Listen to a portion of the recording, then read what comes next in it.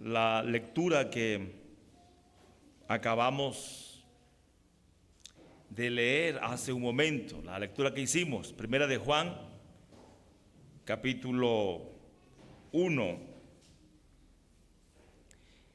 del verso 5 al verso 10. Aquí encontramos cómo se resuelve el problema de nuestra vida, el problema de la vida humana, que es el pecado. Miren, hermanos, los versos 8 y también el verso número 10. Si decimos que no tenemos pecado, nos engañamos a nosotros mismos y la verdad no está en nosotros. ¿Cómo resolvemos el problema del pecado? ¿Cómo se resuelve el problema del pecado en nuestras vidas? Lo primero es que debemos aceptar que somos pecadores.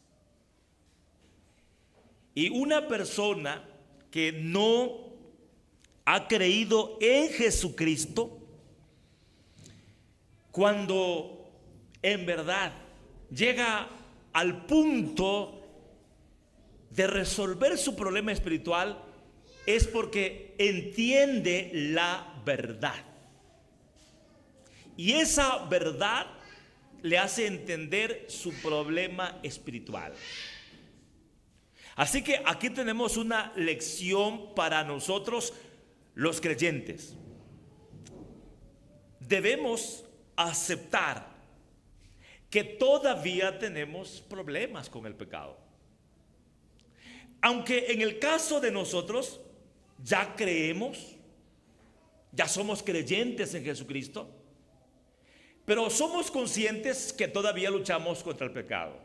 Por lo tanto, la Biblia nos da una respuesta y la respuesta es esta: conoce más la verdad, aférrate más a la verdad, llena tu corazón más de la verdad. ¿Y qué va a pasar?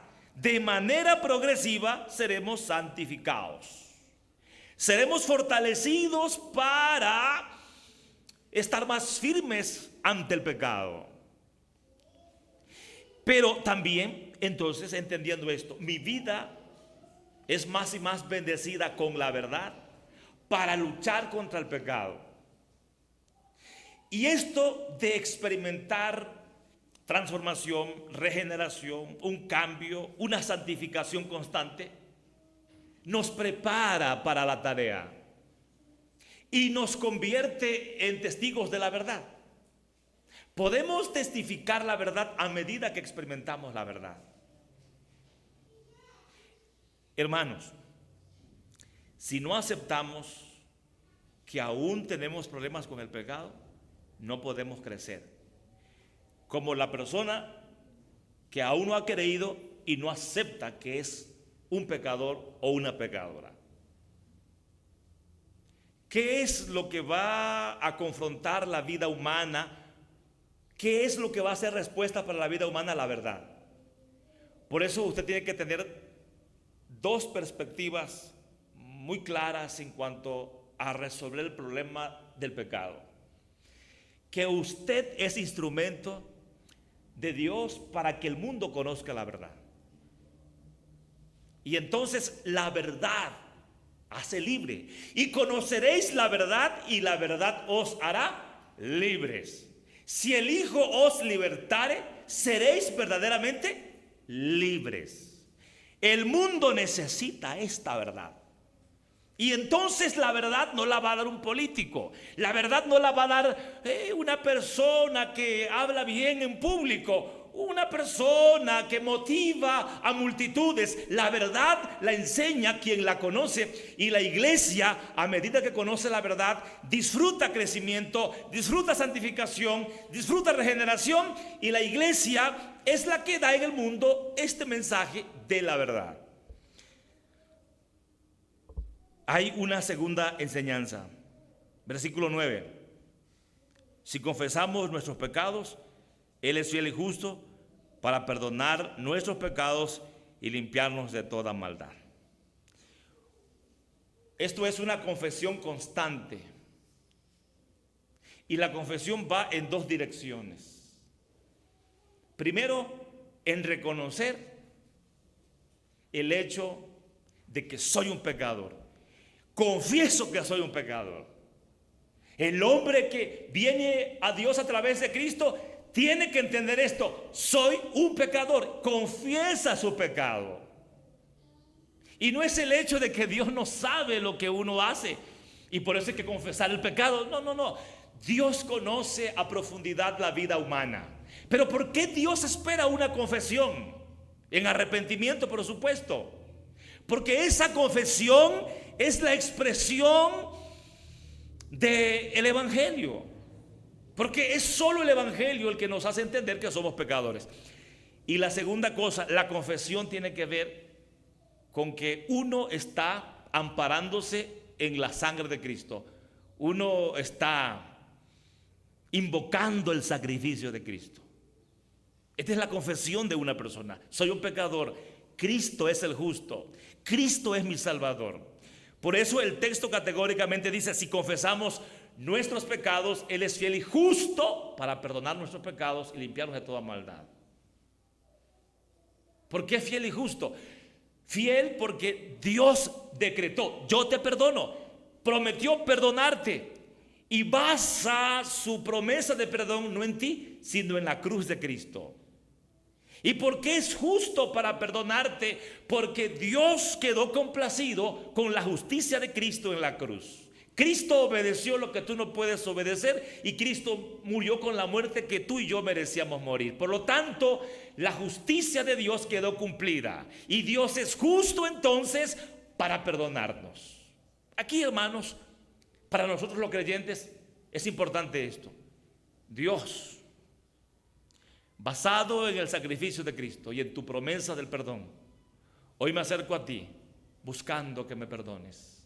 Purifica mi boca, purifica mis ojos, purifica mi mente, transfórmame, regenérame, fortaléceme. Dios, hoy confieso que Cristo murió por mí y Dios nos perdona. Esto es importante para nuestra vida de manera constante. El versículo 7. Pero si andamos en luz, como Él está en luz, tenemos comunión unos con otros y la sangre de Jesucristo, su Hijo, nos limpia de todo pecado. Hermanos, esto significa la vida de comunión entre nosotros que refleja precisamente el hecho de tener comunión con Dios por medio de Cristo. Bueno, lo primero es aceptar que somos pecadores. Lo segundo es la confesión. Podríamos decirlo así: aceptación, confesión y comunión. Aceptación, soy un pecador. Confesión, la sangre de Cristo. La sangre de Cristo. Soy un pecador, pero la sangre de Cristo me limpia. Y número 3, la comunión. ¿Por qué la comunión es importante? Y hoy tuvimos comunión a través del cuerpo de Cristo y a través de su sangre. ¿Por qué la comunión es importante, hermanos? La comunión es importante porque la comunión refleja al cuerpo de Cristo. Somos el cuerpo de Cristo. La iglesia es el cuerpo de Cristo. Y como tú das testimonio de que aceptas que eres un pecador y que confiesas la sangre de Cristo en tu comunión con la iglesia. Porque mire, veámoslo así. La experiencia espiritual de aceptar que somos pecadores y confesar la sangre de Cristo es lo que nos lleva a tener comunión con Dios. Y no hay comunión con Dios si antes no tenemos comunión con Cristo. No hay comunión con Dios si antes no tenemos una unión con Cristo. Y la unión con Cristo, que es espiritual, ¿cómo se refleja? Se refleja en la comunidad, se refleja en la iglesia, porque la iglesia es el cuerpo de Cristo. Y aunque somos un solo cuerpo, somos muchos miembros en ese cuerpo. Por eso tú tienes que tener esta expresión de fe, amar la comunión con tus hermanos, tener la bendición constante, presente, creciente de tu comunión con la iglesia. Se alegra nuestro corazón cuando vemos a la iglesia en comunión, adorar juntos, orar juntos, trabajar juntos, comer juntos, llorar juntos, reír juntos, crecer juntos. Esto es importante, hermanos. Dios bendice la comunión.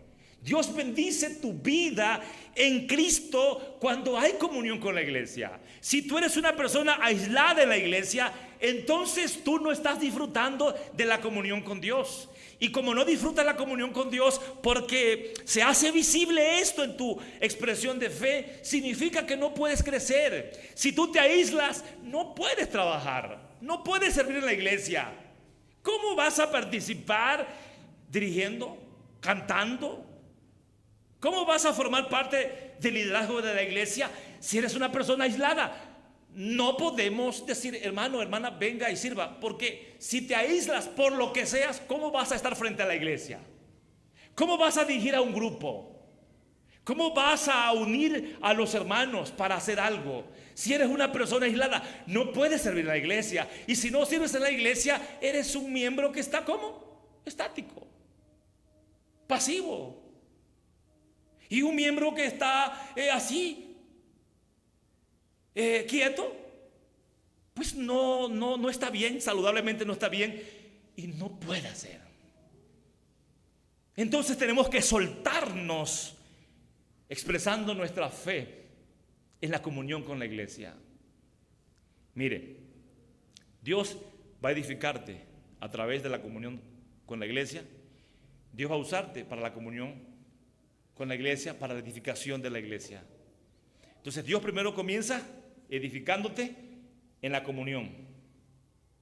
Y Dios te va a usar cuando tú, en la comunión con la iglesia, eres usado por Dios para edificar a los demás.